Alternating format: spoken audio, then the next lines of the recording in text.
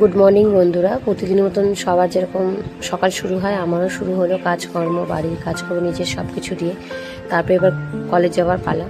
তো কলেজ যাওয়ার সময় রেডি হয়ে গেলাম। পেটটা দেখছিলাম, প্রচুর ভুঁড়ি বেড়ে গেছে। প্রায় 3-4 মাস হলো বাড়ির বাবার জন্য এক্সারসাইজ কিছুই করতে পারিনি।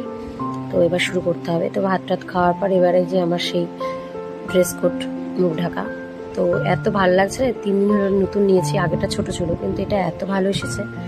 তো তারপরে ভিড়।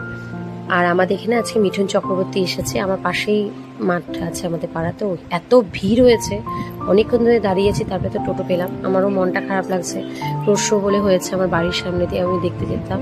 তো অনেকক্ষণ দাঁড়ানোর পর টোটো পেয়ে গেলাম। এই যে কলেজে চলে এসেছি। তো এবার ঢুকে যাব কলেজে। তো আজকে পেছনে গেটটা দিয়ে ঢুকলাম, সামনে গেটটা এর আগে তোমাদের দেখিয়েছি। তো এখন এখানেই শেষ করছি ভিডিওটা। আমি বেরোনোর সময়